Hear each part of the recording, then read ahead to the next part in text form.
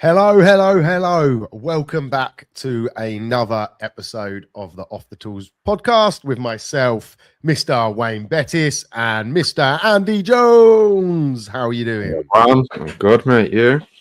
Yeah, very good, very good. Looking forward to today's discussion. So we titled this Written Off at School, How to Still Win at Business. So you might get a bit of a gist of where this episode might go, but we'll just see how it goes. So for me, many of the tradesmen that I know, weren't the best academically. Yeah.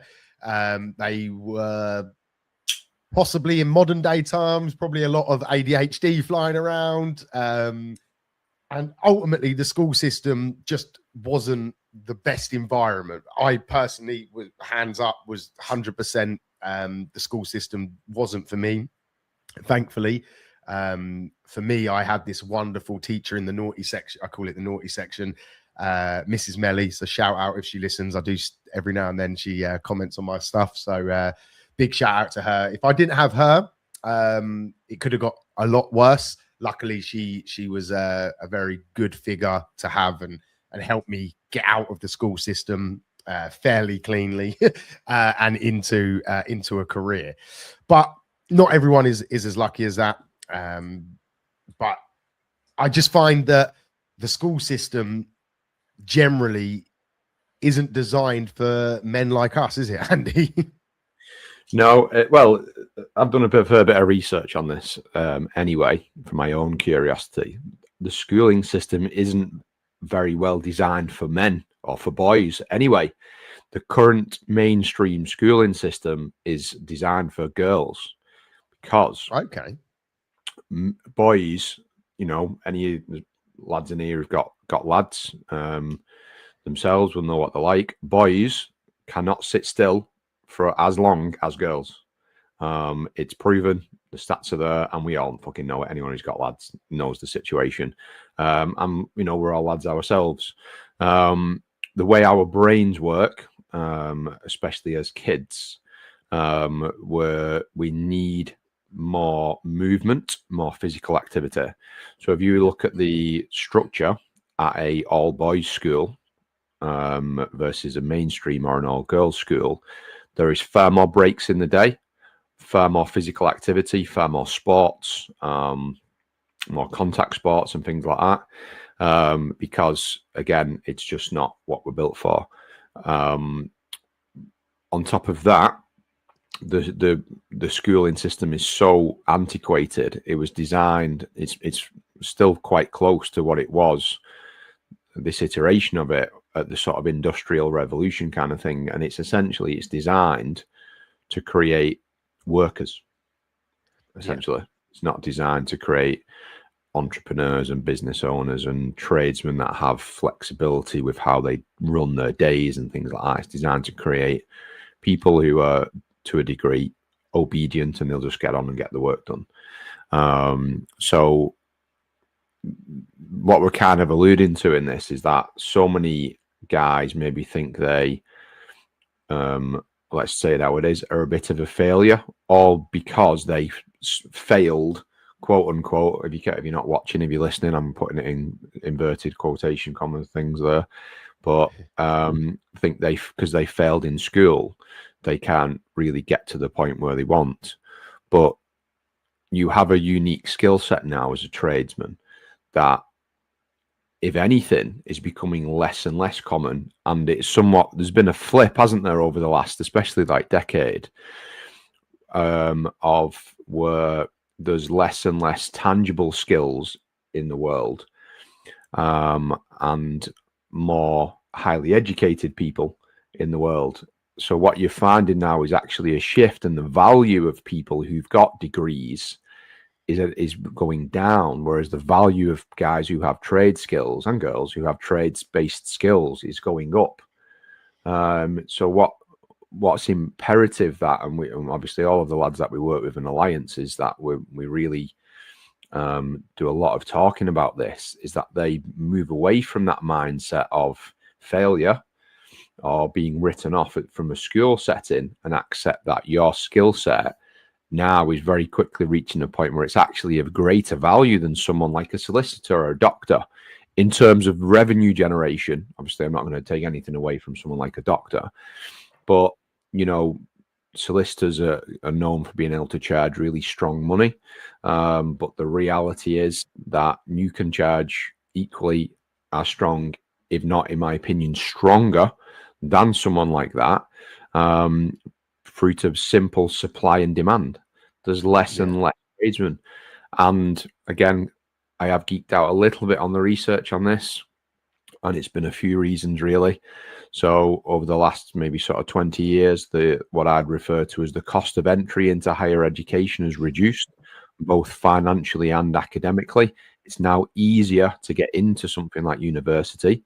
There's more grants and fundings and things like that available, bursaries and whatnot available.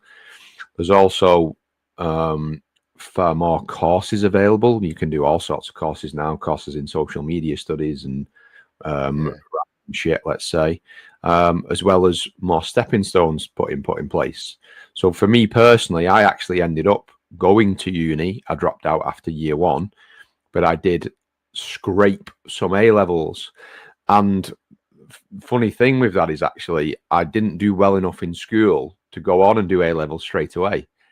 I ended up actually spending 3 years at college because I had to do a stepping stone course for my first year at college to then be able to go on and do levels, which looking back is, to me, I just find nuts. And it just shows that they really want to try and drive you through education, because essentially the education system is a business, isn't it? And they get revenue. School gets revenue when kids go on to higher education far more than they would if a kid goes on and does an apprenticeship, just as the college will get revenue when you move on and to do a degree or something like that. But to sort of come back round to that from that research, the key points really is that it doesn't really mean that much. You only really need to do well in school if you want to move on to higher education.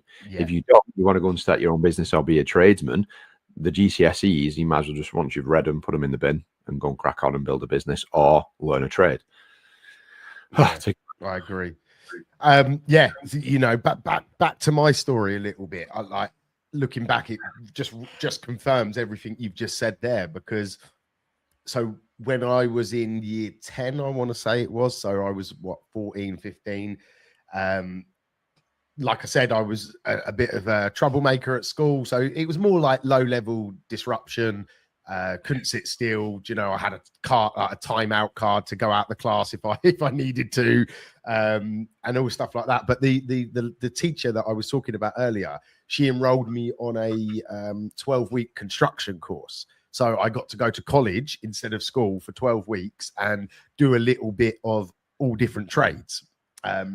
In typical college fashion, it was very poorly organized. So I think we spent 8 of the 12 weeks doing bricklaying, rather than doing all the different trades we were meant to. But the environment was clearly different. You know, you turned up, you weren't in school uniform, you didn't have to sit down in a classroom for too long, mostly practical based. And I thrived. You know, I realized, do you know what? I might not be able to sit there and read Macbeth, you know, for 3 hours and then write a dissertation on it or whatever you do in school. But I realized that, you know what, there's a pathway here. And the school were very good with it. Like I said, I was very lucky. And like we did stupid things, like we did for 1 week, me and my mate, Warren, we decorated one of the offices. You know, so they bought the supplies. We had to strip it out. We had to decorate, lay laminate flooring.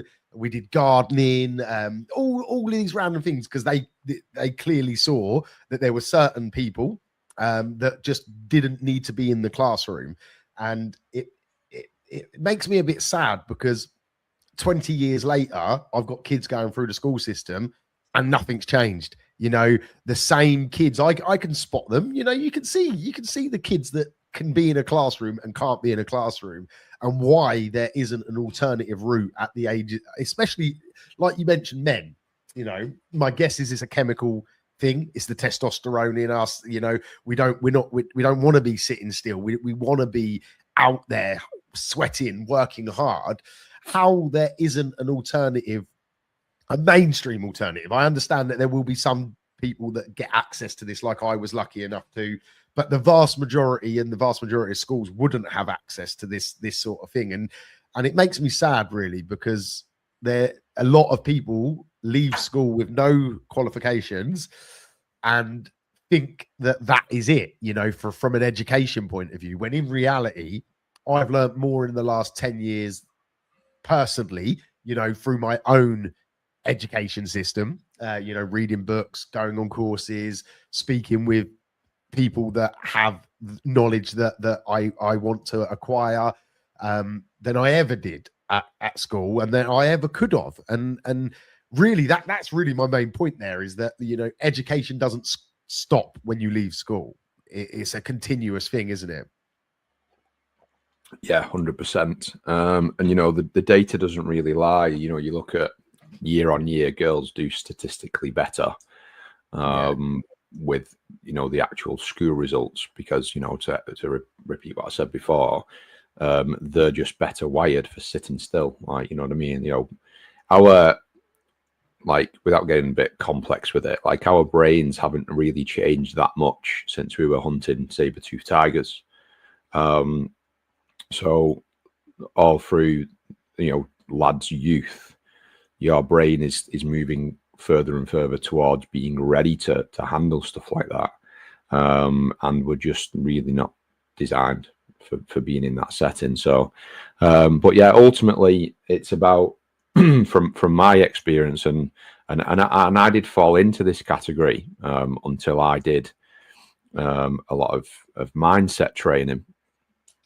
That it's generally a lack of self-worth, and you know, we can't talk about mindset and lack of self-worth without touching on the topic we touch on every single podcast, which is pricing, and that. But that's where it's born from. And when you have a lack of self-worth, and you know, it's like what we just said about you know, what a solicitor, for example, would charge.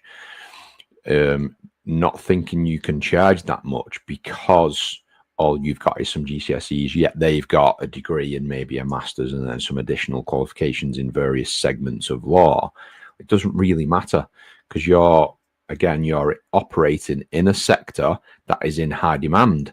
Like, therefore you can charge more, if not the same. Sorry, you can charge the same, if not more, than people are at, because it doesn't matter if it takes you 10 years of education to reach the level that you want to, let's say something like a doctor. It just doesn't matter if there's less of, you know, there's less, let's say, boiler breakdown engineers than there is doctors in that area. It just doesn't matter, does it? Because that's all it comes down to. You strip away all of that stuff, all the qualification-based stuff, and as long as you're competent at the trade you're working in, the world's your oyster, really. And it's just the reason this is such a prevalent thing to talk about now is we're seeing, I mean, I kind of alluded to this when I started my heating business 3 years ago, that there is an emerging gap within the market, because there's lots of various factors that play the role in that. One of them is what I've just said about it being easier to go through higher education, because there's more things in place. Therefore, more people with degrees and things like that. Again, supply and demand changes again. And to get a little bit deeper into that, with the supply and demand, it's not just to talk about supply in terms of number of trades. It's like a double-edged sword in a way, because there's less trades people out there, but also the demand side actually increases, and the demand is far higher now than it was maybe 30 years ago, because to make it sort of cyclical, as it's got easier for people to go to university, the level of, let's call it, people being worldly wise has reduced. Yeah. So I have this conversation a lot with my office manager, who is 54 on Saturday, and her youngest is 16. And sort of we have he's looking to do some kind of engineering type stuff, which obviously, as we know, is a great move. But anyone around her age is kind of like was at the beginning of when they made it really easy to go to university. So what I found when I was out in the field, and what I found through just looking at the data, you get a lot of, so if to put this into a bit of a vision for people who are listening, people who are in the 50s were probably the start of where it was really easy for them to go to uni based on what it was previously. As a result, and their kids who are in the 20s now have also then gone to uni. But the problem where that lies is, if you've been to uni and your parents, especially dad, has been to uni, there's then been a loss of skills transfer. Like my dad's a phenomenal trade skilled guy. He can build almost anything, and I've learned a shitload from him. He's a far better tradesman than I ever was. So then there's been some skills passed down. Yeah. However, if he'd have gone to university, he would have had a little bit of skill left from what his dad taught him, then a little bit, and then it gets washed away, doesn't it? Yeah. So that's an amazing perspective. Yeah, what I've found is the demand now, we get so much work through the heating business where it's 20-something people buying, or 30-something people buying their first house, and they just don't have a clue. They don't know how to switch the electrics off. They don't know how to switch the water off. They don't know how to hang a shelf. They just don't know anything. You know what I mean? They don't know how to do almost anything. Something simple like laying laminate floor, which, as you said, you did when you was 15. A lot of them just wouldn't know what to do. They wouldn't know how to turn a chop saw on. Like, it's wild because, you know, education generally breeds education. It doesn't usually do a U-turn and go the other way around. You do you know what? That's the first time I've looked at it from that sort of nuance position of it. And that just emphasizes the opportunity, doesn't it, for skilled tradespeople right now, you know, because that curve is only going one way at the moment. It might change, you know, you never know. The governments change, policies change. It might unlikely, in my opinion, into a more manual mindset, but definitely, you know, looking at the amount of people that go to university that I know, you know, personally, and, you know, just from being around, that then end up not utilizing their degree anyway. And then you look at the colleges that are full of people. The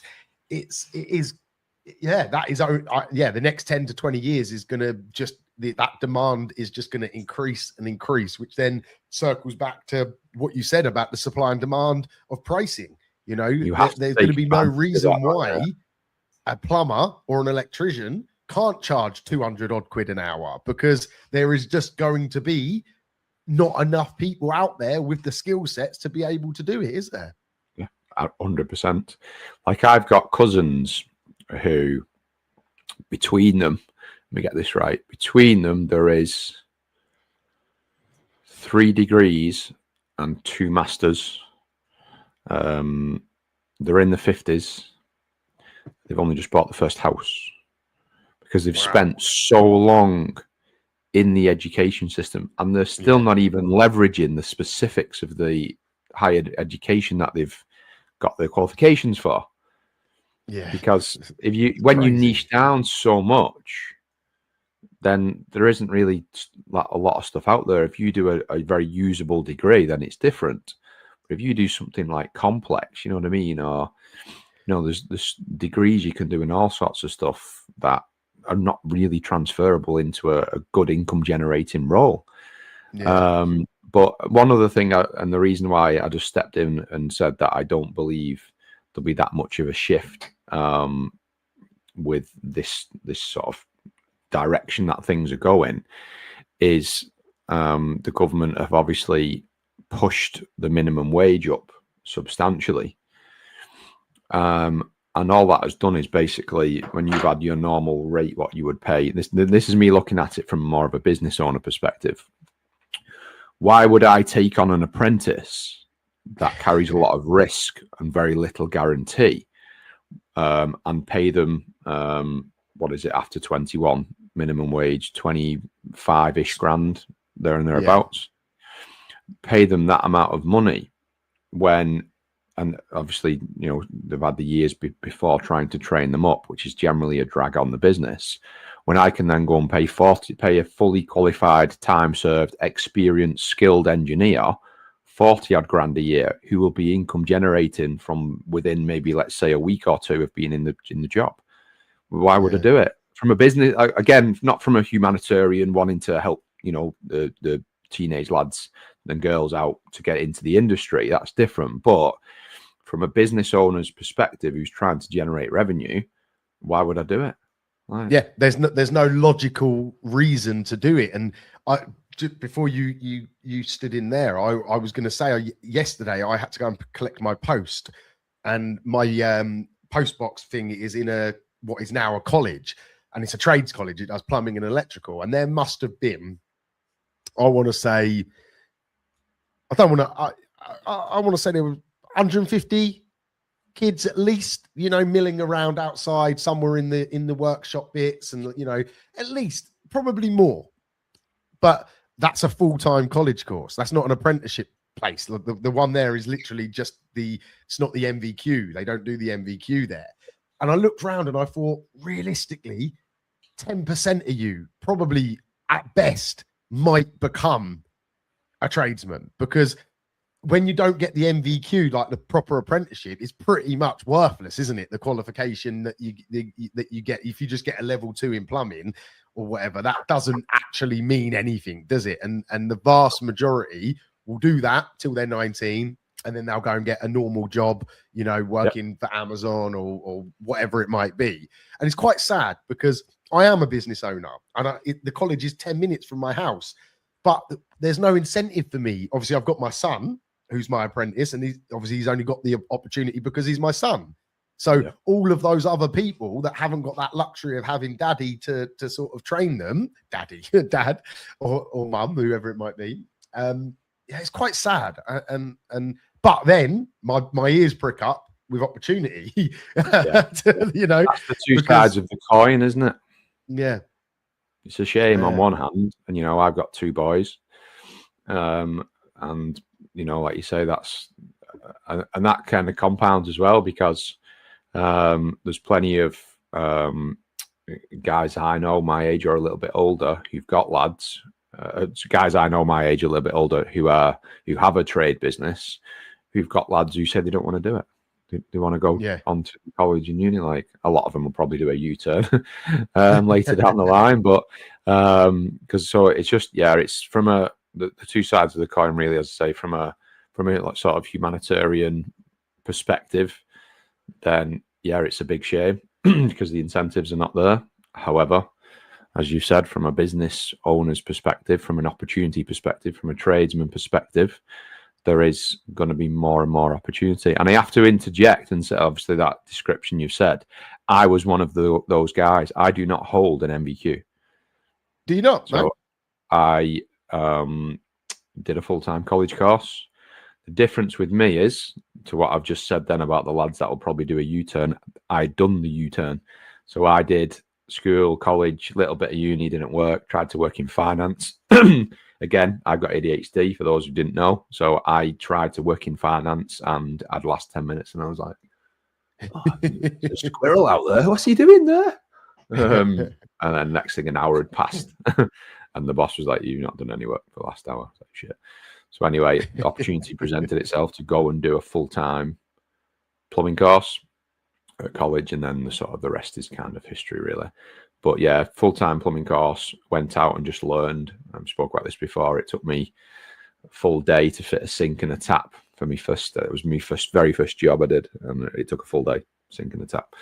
Yeah.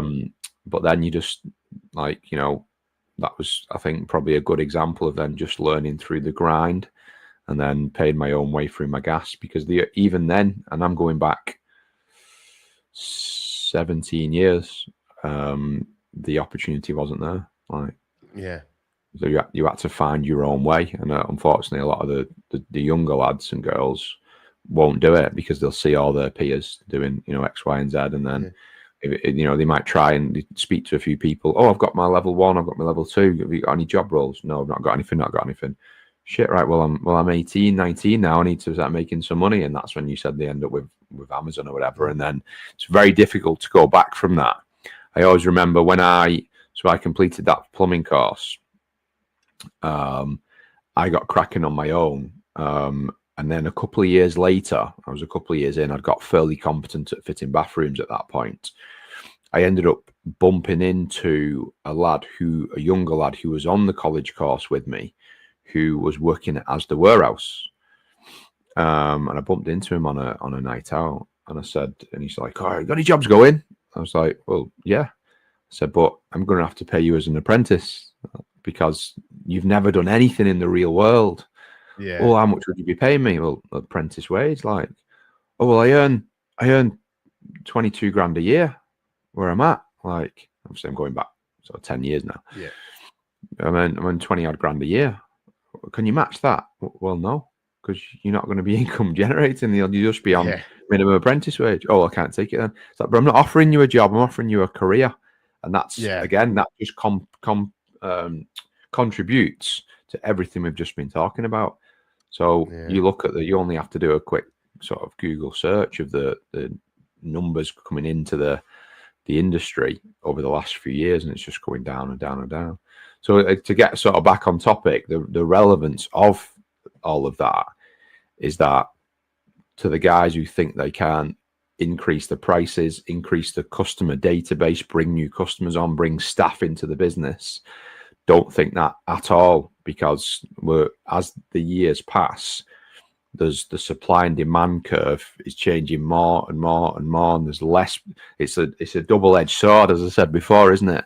There's less people coming into the industry, which then conversely, there's more people who need the work, more houses being built, more people buying houses, more people who need the work, but also, and possibly more importantly, more people who lack real-world trade-based, call it DIY skills if you wish, ability to do even the simple things themselves, like I said before, hanging a shelf, or whatever. So how can people maximize this then? Listen to more of the Off the Tools podcasts, obviously. Plug, love it. Join the alliance. Speak to me or you, really, I suppose, if they're struggling on that. But essentially, try to shift their mindset and produce more confidence. A lot of guys, in the trades, we're all sort of headstrong lads, you know what I mean? Confident lads, handle yourself in most situations. But when it comes to charging, perhaps struggle with being, firm with it. And just, don't think you can't charge what you're worth, which again is why you need the pricing calculator from Off the Tools, completely free. Download it, punch it in. You might surprise yourself that you're probably not charging. And one last point I'll sort of make is that if you haven't changed your prices for the last few years, you're earning less than you were the year before and less than the year before that, thanks to the wonder that is inflation. But as I say, because the opportunities are growing, then you should not only be increasing it in line with inflation, but you're increasing it again to generate more and more each year. And in my opinion, the only thing that is holding you back is mindset, which, again, to go back to the beginning of the topic, generally comes from a lack of academic success from school, which then sort of becomes a little bit of a lack of self-worth, I think. On that point, right, and maybe it was just me, but I didn't know, this sounds really stupid, that, well, it's not that I didn't know, I didn't acknowledge that I could learn about business. Does that make sense? So when I built my first business, I just become a busy fool and my mind just weren't open to that pathway that way that led me to start reading books and to start looking online for information. This was obviously a long time ago. YouTube and that weren't like it is now, but there was still stuff out there. And that once I realized, okay, I don't have to know everything. I don't know everything, but if I want to, I can find out about how to build a website, how to market myself better, how to sell better when I'm in front of a customer, you know. And it sounds really simple, especially today, you know, but I'm talking 15 years ago, remember? So like the world was a bit of a different place when I started entering this journey, and lots more people are more receptive to the fact that they can ask people, they can join things like Off the Tools to help them. But one of the fears I've got with all of that supply demand curve and everything we've been talking about is the people that don't embrace that and don't raise their prices, don't build businesses to meet the modern world, are just going to become busy fools, aren't they? They're going to be running around because there's going to be an endless supply of jobs, but they're not going to be earning the money that they deserve. And they're just going to be ticking over for 10, 20 years, you know, just running around busy. Yeah. And that's where they end up, what we spoke about before. There's a lot of lads that would be better off in a job if they don't increase the prices. Okay, maybe they wouldn't have been 5 years ago. Yeah. But now, you know what I mean? 5 years ago, they were probably making the equivalent to 60 grand. Then it's whittled down, and now it's in the 40s. Yeah, just because they haven't increased the prices. And again, I can't say it enough. Is like it's almost always mindset / limiting beliefs. You know, what's the most common objection that we tend to get when we say, you know, why have you not increased your prices? It's usually, oh, my customers wouldn't pay it. They wouldn't pay it. I already struggle to convert jobs. It's like, you'd be really, really surprised. You'll probably find your conversion rate won't really change. You know, well, we see it time and time again, don't we? In the Alliance, people come in, they're scared, they put their prices up, and within a month they message saying, "Oh my God, why haven't I done this years ago?" You know, and they usually as well. They usually come in, they'll up the prices, realize that actually nothing's changed, nobody's saying no. They'll up them again. Yeah, same. You know what I mean? And like, and that's what we are. Again, we always encourage that. You'll never know what you're able to charge for your type of business in your area with your customers based on, you know, your marketing strategies, etc., until you push and push and push, and you reach a point where your profit to conversion rate ratio no longer becomes viable. But again, obviously that's conversations for coaching clients really. But yeah, again, it's limiting beliefs usually hold people back from being able to make as much as they deserve or they're worth. Yeah. So for me, the biggest moment for me was reading Rich Dad Poor Dad, right? So although not necessarily that tangible, it was the mindset shift that it gave me to explore more. What can you like? What? So anyone that hasn't read that book, just go and read it. It's a fascinating story. I won't butcher it by trying to explain it, but for me, that was a very pivotal moment because it literally, looking back, it literally opened a door to a different view that I just didn't know was there. Have you got any books that have helped you, or anything specifically that sort of pivoted your viewpoint on all of this? It's a unique one, this, but I'm going to go with it anyway. And I recommend this book to everybody that I speak to and everyone in the Alliance. And it's a book called Winning Through Intimidation. So I read this book because it was recommended to me by someone else, because I tried to run a business doing property trading, or some might call it property sourcing, for a bit, and didn't do particularly well with it. So abandoned it and started the heating business. But the book is basically, despite its semi-aggressive sounding title, is about a guy who was doing property sourcing before property sourcing was really a thing back in the sort of 90s in America. But the moral of the book really is tied to, I would say, confidence. So again, the reason why it's relevant in the trades is, let's say you put a price in for a boiler service. Again, just to use a round number, let's say you put in for a combi swap and it's $3,000. And then the customer says, "Oh, I've had another price for 2,650 off the guy down the road, but I really want to go with you. If you can match that price, it's yours." Most guys, for fear of losing the job, would go, "Go on, I'll still make good money on it. Yeah, I'll take it." But what that's essentially doing then is from a mindset perspective and from a business perspective, is kind of cementing your position of bending over a little bit for the customer. Yeah. 100%. Whereas, again, when you start to sort of look at things from a very businessy perspective rather than sort of an on the ground trades perspective, you'll start to find that you get equally as much, if not more, respect and a better mindset off the back of it if you stand your ground on that and be willing to lose the job.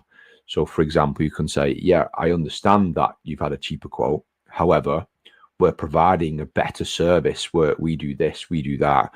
We've got a backup if you've got a team or people in the office or software that differentiates you, and stand your ground." The customer's already alluded to the fact that they want to use you. Standing your ground creates the right mindset.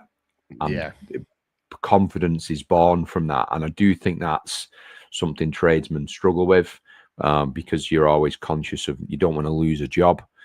But again, that's what you need to do to grow a business. To put it in perspective, our conversion rate in our heating business is about 8%, which is terrible, depending on what your goals are. Most guys will try to be like, "Oh, I want a 90 odd percent. I want to try and get most people to say yeah." And as a result, then you charge that cheap pricing to try and secure that conversion. It's only if you push the boundaries that you'll bring that conversion rate right down. But what will happen is you're doing less work for more money. Yeah. And more importantly, and sorry to cut in there, you're filling your pond with the fish that will eat premium, that will pay the price that you want to charge. Whereas if you fill your pond with people that are only willing to pay 60 quid, guess what? When you go to 80, they're going to find Dave down the road that will do it for 60, aren't they? Whereas with your model, yes, there's more risk, and I'm not saying it's right for everybody, but you've decided and succeeded at filling your customer database with people that will pay the 150, the £200 charges. So then it sort of self-fuels, because now if you up your price by 20 quid, it's not really that big of an increase, isn't it? Does that make sense? Yeah. Whereas someone at 60 quid that adds 20 quid on, it's a third increase, isn't it? Yeah, that's exactly that. Yeah. But again, it's, as we keep circling back to, that's from mindset. And that's a really good book. It's a good book anyway. I recommend it on, I lack the ability to really sit down and churn for a book. So I'm an audible man myself, whether I'm out on a run or whether I'm driving. But it's actually, the guy's quite a witty guy. So it's actually quite an enjoyable listen as well. He's a comical guy who narrates it and has wrote it. But yeah, it's basically, to give one little excerpt from it, basically he's brokering a deal. Let's say something like he stands to make $1 million from it, and the other two parties involved stand to make $1 million from it, and they try to sort of shaft him out of the deal, and they want to try and take, let's say, a 1.25 million each, and then only leave him with $500,000, and then they're sort of like, well, this is the deal we've presented. It is what it is, or it's not on the table. And there's a scenario who says, okay, I'll leave it then. That's not what we agreed. That's not my fee. And he literally leaves the deal and is willing to lose the $500,000 to potentially then get the $1 million back, what was originally agreed. And in that, again, he the confidence that he alluded with that, because, and this is where you need to look at it from, without him being in the deal, nobody would have made any profit from it. So they're trying to leverage to say, oh, well, we want more, And this is essentially what happens with trades, isn't it? So they're like, well, I can pay you this, or I can't go with you. So people are like, oh shit, well, I don't want to lose that money, so I'll take it. But you know, if you're good at what you do and they're already coming to you, especially if you have a pre-existing relationship with that customer, the likelihood is they do genuinely want you to do the work. They don't want the risk of that cheaper guy. They want you to, they want your quality at the cheap unknown guy's price. So you have to then build that mindset and that willingness to say, I'm sorry, this is our price. This is what we charge. This is a line item price, whatever you want to put it. We'd love to do the work for you. We'd love to bring our quality to you, but we cannot match. We cannot price match with anyone. And we get this all the time in our business, all the time, because we are premium pricing, as you've just alluded to. And it's like, well, I've had this price from Box and I've this price from someone else. Can you match that? Well, no, we're not. You're not comparing apples with apples. So yeah, we'd love to do it, but this is our price and there's no wiggle room on that. These prices are calculated on our costs and our profit ratios, etc. But yeah, it's a really good book, and that was the one book in particular that pivoted my thought process in terms of like pricing and charging, being willing to lose a job to not let my morals go, so to speak, and indirectly then it helps to push the business forward and cement your own mindset. Yeah, that's the one for me. So for someone trying to, obviously we've mentioned those couple of books that have helped us. Mate, I think we should really write a book list and put it on the website, because there's loads of other ones that I would recommend. I'm going to put that on my list to sort out for everybody. We could probably do again, a podcast. No, someone that is 10 book recommendations. Oh, sorry, say that again, mate. I cut over you there. We could probably do a full podcast on top 10 book recommendations with a little brief on each one. Yeah. Great shout. There you go. Just spitballing ideas as we're recording live. We always do. I'm trying to think what else I wanted to add on here. So like, really, so fundamentally, I guess, to sort of summarize where we're at, you know, you've got to change your perspective on what is achievable. You've got to educate yourself in the right way with the right information to give you that confidence to push on in the business. Is there anything else you wanted to add, Andy, or should we call that? If it's something that you're struggling with, we're always available, aren't we? If you're, if it's a mindset issue that's maybe been born from a problem that you've faced in the past, just reach out. Man and Wayne's contacts are readily available, and we can, even if it's just for a chat, you can book a call with us, and we can always just have a chat, and offer any advice that we can from our own experiences in life and business. Yeah. Well, on that note, it's been a pleasure as always, and I look forward to seeing you on the next episode. Have a good day, everyone. Let's go.